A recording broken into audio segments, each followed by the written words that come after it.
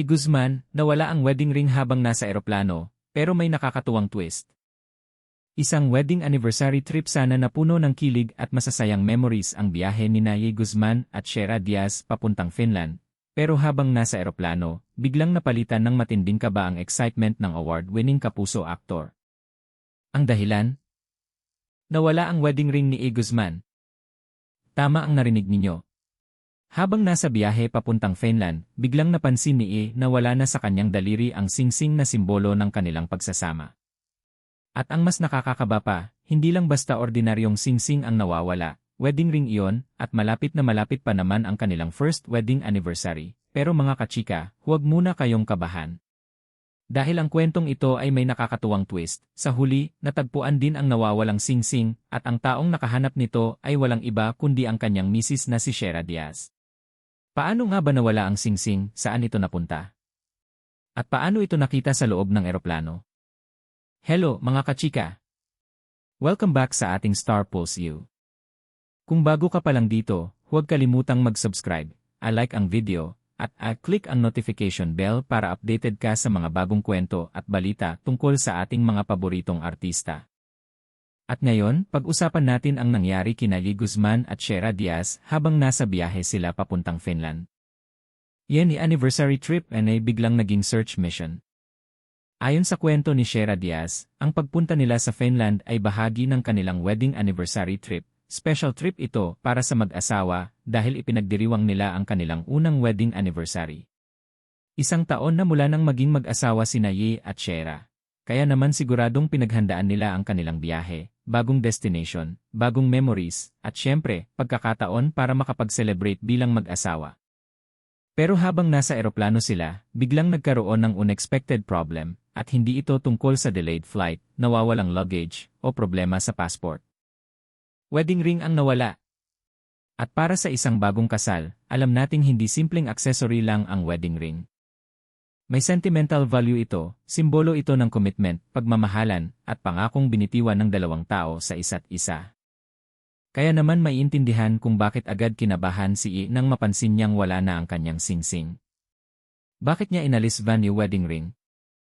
Dito naging interesting ang kwento. Ayon kay Shera, tinanggal daw ni ang kanyang wedding ring nang maghugas siya ng kamay. Natural lang naman ang dahilan. Ayaw raw niyang marumihan ang singsing, at ayaw rin niyang mahulog ito sa lababo. Kaya ang ginawa niya, sa halip na ilagay kung saan na masiguradong hindi mawawala, ibinulsa niya ito, at dito na nagsimula ang problema. Dahil pagkatapos niyang ilagay sa bulsa ang wedding ring, napaidlip daw sandali si at nang magising siya. Bigla niyang napansin ang isang bagay. Wala na ang wedding ring sa kanyang bulsa. Imagine ninyo ang eksena, nasa kalagitnaan sila ng flight, nasa loob sila ng eroplano, at hindi naman ganoon kalawak ang space. Pero kapag maliit na bagay tulad ng singsing ang hinahanap mo, pwedeng maging parang needle in a haystack ang paghahanap. At syempre, mas nakakakaba dahil hindi mo alam kung saan eksaktong nahulog. Nagsimula ni intense na paghahanap. Hindi na nagpatumpik-tumpik sina Ye at Shera. Agad nilang hinanap ang wedding ring, tiningnan nila ang paligid ng kanilang mga upuan, sinilip nila ang mga posibleng bagsakan ng singsing, at syempre, hindi rin nila pinalampas ang ilalim ng mga upuan. Kung sakaling nahulog habang natutulog si posible kasing gumulong ito sa maliit na espasyo sa ilalim ng upuan. Pero dahil maliit ang isang wedding ring, hindi ganoon kadaling makita, kaya hindi lang si Shera ang naghanap. Maging ang ilang crew ng eroplano ay tumulong din sa paghahanap, at dito natin makikita kung gaano kaimportante ang cooperation kapag may nawawalang bagay sa eroplano. Imagine ninyo ang crew na tumutulong sa isang mag-asawang naghahanap ng wedding ring habang nasa kalagitnaan ng international flight. Talagang naging mini-search operation ang nangyari. Wakas. Nakita Ryan. Matapos ang paghahanap, dumating din ang moment na hinihintay ng lahat. Natagpuan ni Shera ang wedding ring. At ang nakakatuwa, nakaipit pala ito sa ilalim ng kanilang upuan. Kaya pala hindi agad nakita, maliit na singsing, madilim na ilalim ng airplane seat, at maraming posible na sulok kung saan pwedeng gumulong. Talagang kailangan ng matalas na mata at matinding tiyaga para makita ito, buti lang. Isipin inyo kung hindi nila nakita ang singsing. Nasa eroplano sila, papunta sa ibang bansa, at anniversary trip pa naman, talagang magiging memorable ang biyahe, pero sa hindi magandang paraan. Kaya nang makita ni Shera ang singsing, siguradong malaking relief iyon para sa kanilang dalawa. At dahil natagpuan naman ang singsing bago sila makarating sa kanilang destination, Benzi nakakatuwang post na Shera. Sa kanyang Facebook post, ikinuwento ni Shera ang nangyari kay Yui.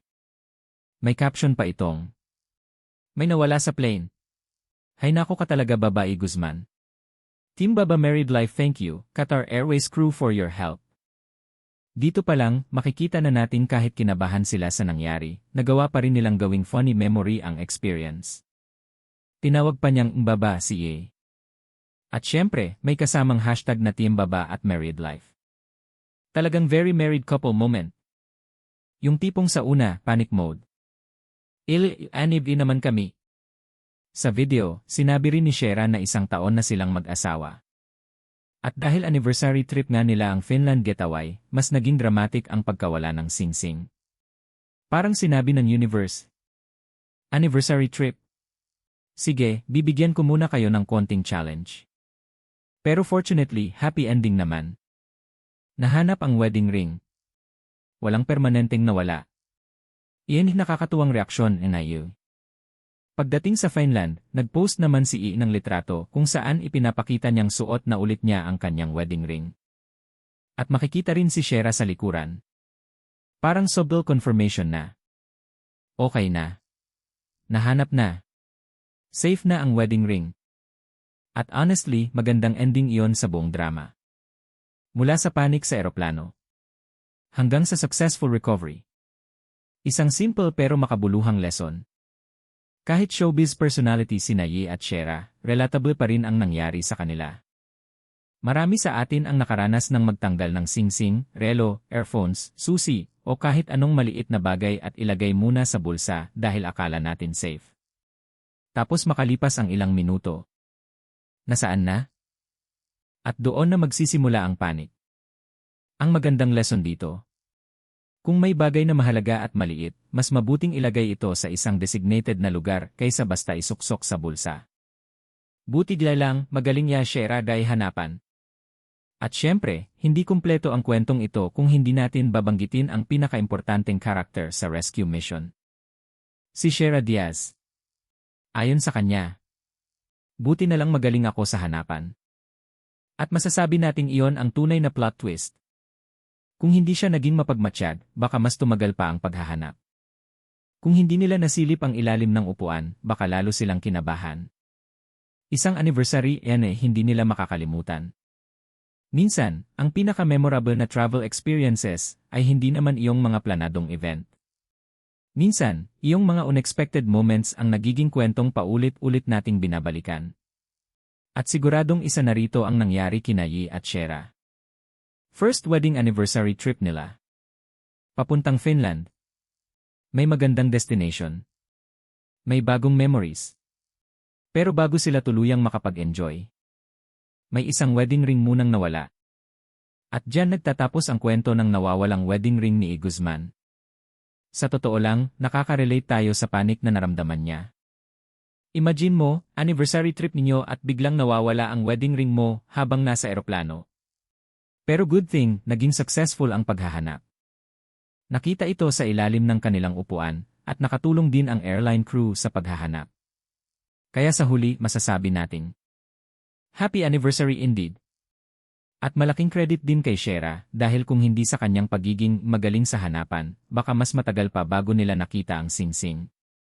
Kaya mga kachika, kung kayo ang nasa sitwasyon ni, ano ang gagawin nyo kapag biglang nawala ang wedding ring ninyo habang nasa eroplano? Magpapanik ba kayo agad o kalmado kayong maghahanap? Comment niyo ang inyong sagot sa baba. At kung nagustuhan niyo ang kwentong ito, huwag kalimutang i-like ang video, mag-subscribe sa ating channel, at i-click ang notification bell para hindi kayo mahuli sa mga susunod nating showbiz stories. Hanggang sa muli mga kachika.